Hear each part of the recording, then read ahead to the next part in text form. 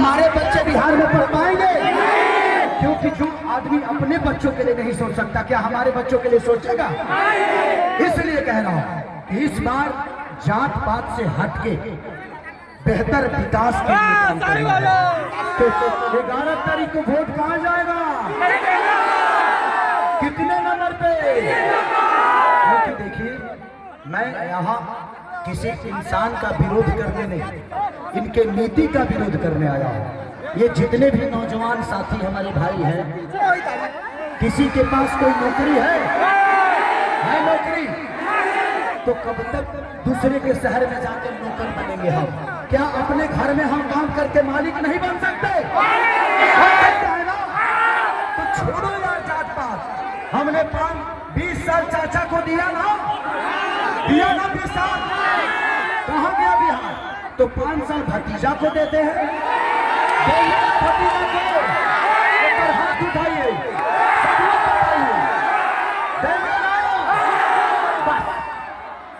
यही तो अभी तक हम तेजस्वी भैया को अकेले समझ लिया था। ये जो खेसरिया है तो पूरा जना का हालत खत्म। सबसे बड़ी चीज ये थी ना कि वो आदमी अकेला था, लड़ रहा था बिहार के बेहतर भविष्य के लिए, लेकिन आज पूरे गठबंधन जोड़कर मिलकर एक बेहतर बिहार चाहता है। मैं यहाँ के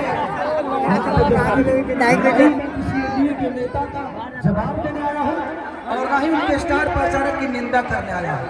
मैं यही सवाल कर रहा हूँ कि आप मंदिर बनाइए, मस्जिद बनाइए, लेकिन फैक्ट्री का तरह लोग फूका दी है। हमारे बच्चों के लिए बेहतर स्कूल कौन बनाएगा? उनके लिए अस्पताल कौन बनाएगा? उनके लिए रोजी रोजगार कौन देगा? इसके लिए क्या हम अमेरिका के ट्रम्प को वोट करने जाएंगे? भाई, हमने हर चीज के लिए आपको वोट किया है। आज यहाँ जितने भी बेहतर स्कूल हैं, हमने अपने दम पे प्राइवेट लोगों ने प्राइवेट स्कूल बनाया है। सरकार का एक भी बेहतर चीज मिला है आपको? हाँ, मिला है। 11 साल में मोदी चाचा ने 5 साल के लिए फिर से 10-10 हजार रुपया डलवा दिया। तो आपको 5 साल के लिए 10,000 रुपये चाहिए, हमें हर महीना 10,000 चाहिए। 5 किलो राशन में घर चल जाता है, तो हमें हर दिन 5 किलो चाहिए। तो इस बार हम लोगों को रोजी रोजगार के लिए वोट देना है, अपने बच्चों के भविष्य के लिए देना है। मैं कह रहा हूँ, किसी एनडीए के नेता से आप स्टार प्रचारक से पूछिएगा कि क्या आप काम करके दोगे? दिनेश लाल यादव जी यूपी से हैं, हमारे रवि भैया यूपी से हैं, ये लोग अपना कार्यकाल दिखा रहे हैं। भाई, यहाँ बिहार का कार्यकाल, यहाँ के जो नेता चुने जाएंगे वो बिहार के लिए चुने जाएंगे। तो आप अपना कार्यकाल मत दिखाओ, वो तो मैं यूपी जब जाऊंगा प्रचार करने तो बताऊंगा कि आपका कार्यकाल क्या है। अभी मैं बिहार में हूँ, बिहार की बात करूंगा मैं।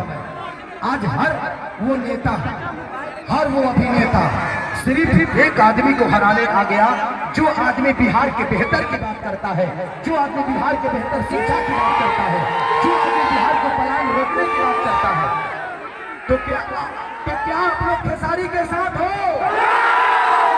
तो 3 तारीख को संध्या रानी को 3 नंबर पे 11 तारीख को वोट करोगे? हाथ उठा के बताओ आप सब। I love you. कि तेजस्वी कभी ना सुधारना कोई, ये भाई लाल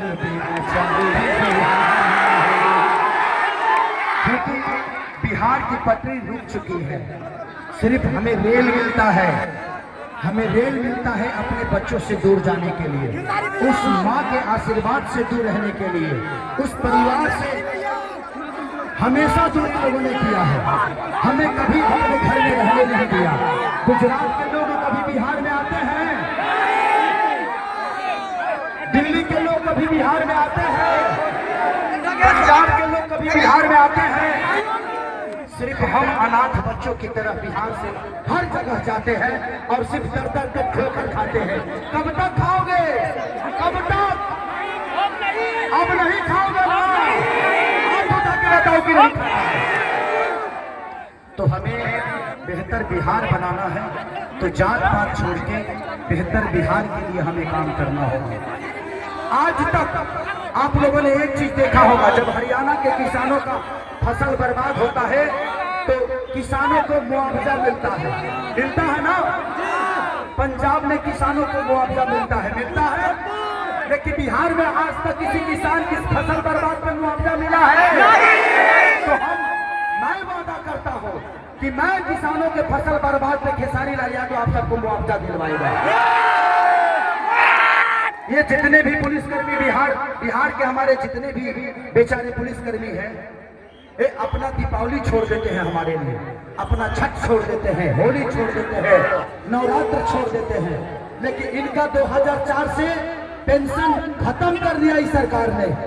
पेंशन ही खत्म हो गया।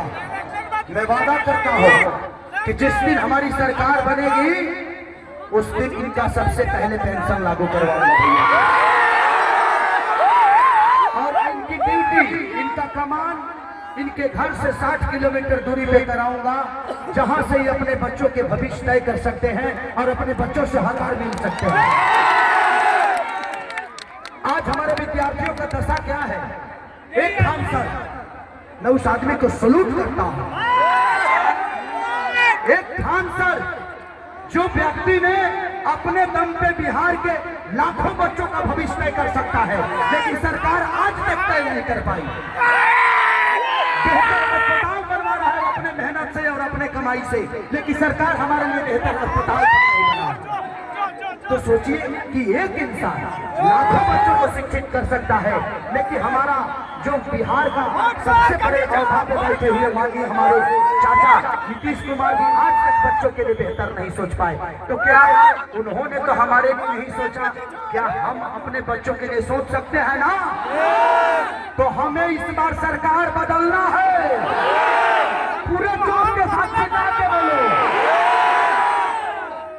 एनडीए के किसी भी स्टार प्रचारक से पूछो कि हमें जंगल राज पे बात मत करो, हमें रोजी रोजगार पे बात करो, हमारी शिक्षा पे बात करो, बेहतर व्यवस्था पे बात करो। तो मैं यही चाहता हूँ कि आज बिहार का युवा जग चुका है। मैं मुझे भी दर्द होता है, मुझे दर्द इस बात का होता है कि खेसारी लाल यादव 2011 में मुंबई चला गया। अगर फिल्म सिटी यहाँ पे होती तो खेसारी लाल यादव अपना टैक्स बिहार को देता। तो मैं आज भी दर्द में हूँ कि अपने माँ के आशीर्वाद से दूर रहता हूँ। मुझे माँ का आशीर्वाद लेना होता है तो माँ का टिकट कराना पड़ता है कि माँ आ जा, तेरे आशीर्वाद की जरूरत है। क्योंकि हर दिन मैं चाहता था कि अपने माँ के आशीर्वाद लेकर घर से निकलो, लेकिन इस सरकार ने हमें अपने माँ के आशीर्वाद से दूर रखा, हमारे पिता के प्यार से दूर रखा, हमारे बुजुर्गों के स्नेह से दूर रखा, हमारे गांव से दूर रखा, हमारे जिला से दूर रखा, हमें अपने बीवी बच्चों से दूर रखा। क्या अपने बीवी बच्चों से दूर रहना चाहते हो? अपने बीवी बच्चों के साथ रहना चाहते हो? तो इस बार सरकार बदलेगी ना। तो बस मैं चाहता हूं कि हमारी बहन संध्या जी आप सबके प्यार और आशीर्वाद के लिए आई है, और इस बार हम छपरा में चुनाव लड़नी है। पता ना के 100 सीट में एकदम 100 अपने बा, तो बुझ लो उन्हें 100 में 100 बा, 100 में 100 होके के चाहिए। आ खेसरिया बोली तो खाली बिहार ले जाएगी, हमें लोग के ईट से ईट बजा दे। इतना जना मिल के खेसरिया के कुछ नहीं खान उखाड़ पाओ, तभी लोग हमारे के परेशान कर शुरू कर दिया। खेसारी को कैसे परेशान किया जाए, आप लोगों ने न्यूज में देखा ही होगा कि कैसे परेशान किया जाए। तो क्या मुझे हक नहीं है बेहतर घर में रहने का? है कि नहीं है? मैंने अपने खून पसीना से उस घर को बनाया है। मैं टिप्पणी नहीं करूंगा, इतने दिन तक अवैध नहीं था, वो अब अवैध हो गया है। कोई बात नहीं, ये दुनिया है, ये दुनिया करेगी। बट खेसारी मर भी जाएगा तो बिहार के बच्चों के भविष्य के लिए लड़ेगा। और किसी को लगता है कि खेसारी के मरने से इस बिहार का विकास हो सकता है तो सीना हाजिर है, मान दो बोलिए, मुझे कोई फर्क नहीं है। तो इस बात का मुझे अफसोस नहीं होगा मैं खुशी खुशी जान दूंगा और जाऊंगा तो भगवान से कहूंगा कि खेसारी एक नहीं, आज हजारों खेसारी हमारे बिहार में दौड़ रहे हैं। तो कब कब लड़ोगे अपने बिहार के लिए? यही मौका है लड़ने का, लड़ोगे ना? हमारे बुजुर्गों ने हमारे लिए लड़ा कि नहीं लड़ा नहीं जानता, लेकिन आज जो 20 साल का बच्चा है वो हमारे चाचा जी के कार्यकाल में पैदा हुआ है, वो शिक्षा से वंचित है। तो कब तक ये बिहार को आप जुमले में फंसाओगे? हमारी बहन बोल रही थी 15 लाख रुपए वाली बात। 11 साल हो गए, कितना लोग के अकाउंट में 15 लाख आई हो? नहीं खाए तारों में नहीं खाए।